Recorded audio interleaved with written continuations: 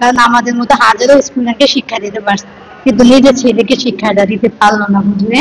ওনার মতো হুজুরকেও কেউ মারতে পারে। উনি আমাদের একজন মহাদ্দেশ ছিল, আলিম ভাইয়া হাজির আমাদের ক্লাস করতো। যেদিন ঘটনাটা ঘটেছিল তার একদিন আগেও উনি আমাদের ক্লাস করেছিল, বৃহস্পতিবারে।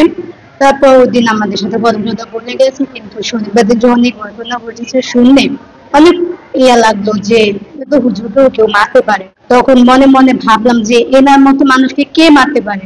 যখন নিউজটা শুনলাম যে আমার ছেলে এই কাজ করছে, অবাক হওয়া ছাড়া কিছু নেই। কারণ এর মতো হাজারো স্টুডেন্টকে শিক্ষা দিতে পারছে, কিন্তু নিজের ছেলেকে শিক্ষাটা দিতে পারলো না বুঝলে। এর মতো হাজারো স্টুডেন্টকে শিক্ষা দিতে পারছে, কিন্তু নিজের ছেলেকে শিক্ষাটা দিতে পারলো না বুঝলে। এটার জন্য সত্যি কষ্ট লাগছে।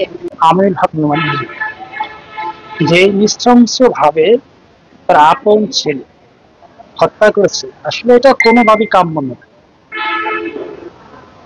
হুজুর অত্যন্ত ভালো ছিলেন এবং সবার সাথে আন্তরিকতা ছিল। হুজুরের ব্যবহারের মধ্যে এমন কোন ত্রুটি ছিল না যে মানুষ তার উপর তীর কথা।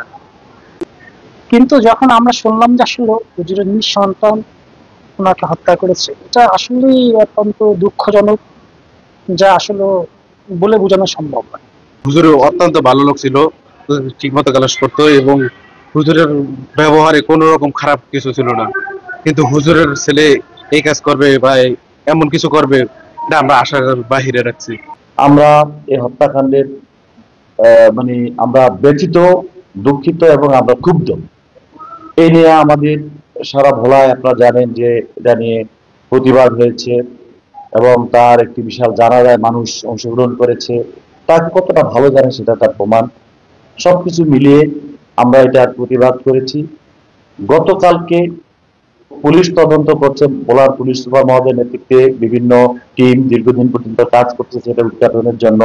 গতকালকে আপনারা জানেন যে পুলিশ সুপার মহোদয় একটি সংবাদ সম্মেলনের মধ্য দিয়ে তিনি এই হত্যাকাণ্ডের মূল ঘটনা উদ্ঘাটন করেছেন এবং আমাদেরকে জানিয়েছেন তার সন্তানের কথা। আসলে এই কথা শোনার পরে আমরা সবাই স্তব্ধ, বাকরুদ্ধ। সন্তান বাবাকে হত্যা করবে, আমরা কোন জালিয়াতের মধ্যে আছি।